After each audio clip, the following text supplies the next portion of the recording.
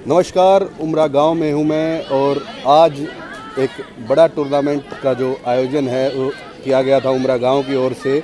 2 दिन का एक टूर्नामेंट था, ये आज समाप्त हो गया है और इसमें जो विनर्स रहे हैं उनको ट्रॉफ़ी वगैरह दी गई है। और मेरे साथ इस वक्त हॉकी जो हिसार है उसके प्रेसिडेंट मेरे साथ मनदीप मलिक जी हैं।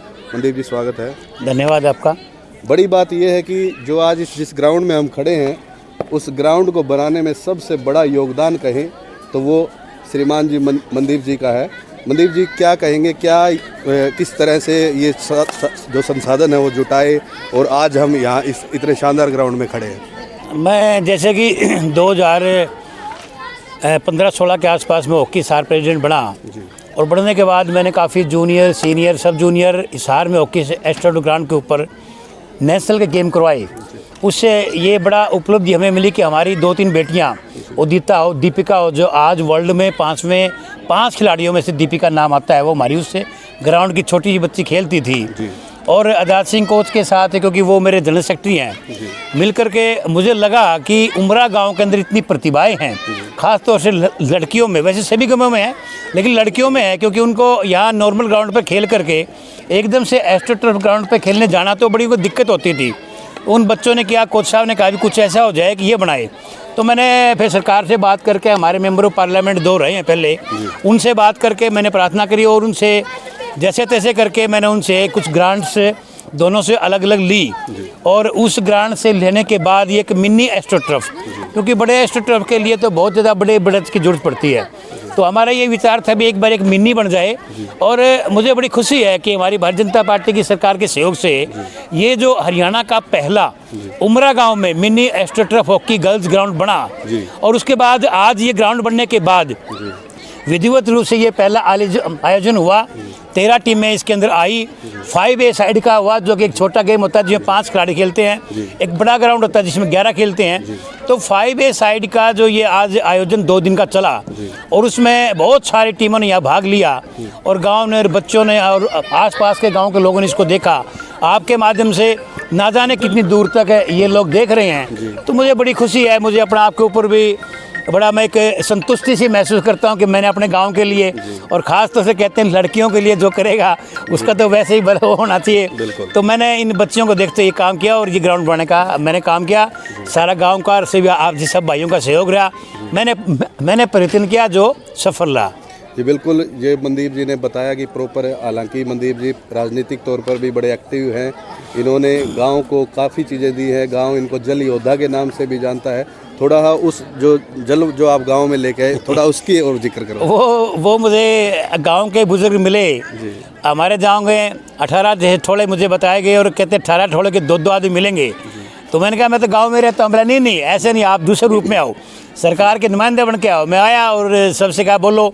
बोले यहाँ आधे गांव के तो जो है ना खाद लग गई, ऐसे मुझे लोगों ने, बुजुर्गों ने बताया। मैं क्या होगा? बोला पानी नहीं आता, जो पानी आता है ट्यूबवेल का, हमारे यहाँ पर खारा पानी है तो हमें पानी चाहिए। मैंने कहा अभी तरीके ही बताओ। उन्होंने कहा कि बाखड़ा नहर यहाँ से OP जिंदल माइनर है, लगभग 9-9.5 किलोमीटर वहाँ से पानी आ सकता है। तो मैंने फिर उस टाइम के जो हमारे मित्र होते थे, SC सेठी साहब थे, SDO एक्शन से बात की और मैंने एक प्रोजेक्ट बनवाया।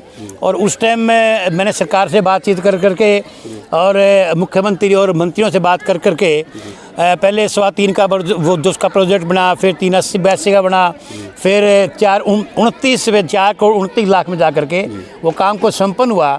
और आज मुझे बड़ी खुशी है कि मैंने जो है ना एक सामाजिक कार्य में लोगों ने जो मुझे जिम्मेदारी दी थी, वो आज हमारा गांव बाखड़ा का पानी OP जिंदल माइनर से पी रहा है। तो ये कोई मैंने किसी के ऊपर एहसान नहीं किया, मुझे गांव के लोगों ने योग्य बनाया, सब साथी ने योग्य बनाया। मैंने सरकार से प्रार्थना करी, मेरी प्रार्थना को सरकार ने माना।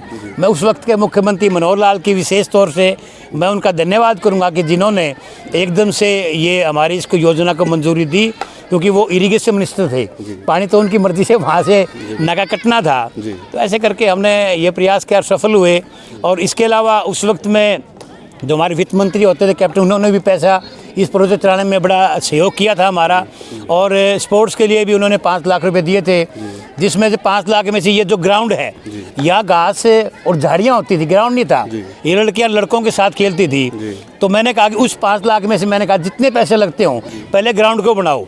ये ग्राउंड जो नॉर्मल ग्राउंड था, ये भी उसी ग्राउंड से बना था। सुल्तानपुर की बात करें, वो बोले जी हमें लाइट की ज़रूरत है, तो लगभग 91,000 से मैंने लाइट का वहाँ पर फ्लड लाइट लगवाई, जो आज बच्चे आज तक भी वहाँ खेल रहे हैं। ऐसे मैंने सातबास के सभी गाँव में अनेक अपने उमरा के अलावा सातबास के दूसरे गांव में भी हमने उन जो खिलाड़ी हमारे नेशनल इंटर खेले होते हैं उनको प्रोत्साहन राशि भी दी और ये काम करना काम किया। और बाकी आगे से भी जो मेरे से बन पड़ेगा इलाके के लिए, गांव के लिए, मैं एक सामाजिक कार्यकर्ता के नाते, क्योंकि राजनीति करता हूं तो राजनीति तो हो ही, तो वो मैं मतलब प्रयास करूँगा। आप लोगों का सहयोग रहेगा तो और ज़्यादा प्रयास कर लेंगे। बिल्कुल, मैं 2 दिन से यहाँ लगातार टूर्नामेंट में जुड़ा हुआ था। मनदीप जी भी लगातार यहाँ सभी को, जो खिलाड़ी हैं, जो संस्था है, उनको प्रोत्साहित करते रहे।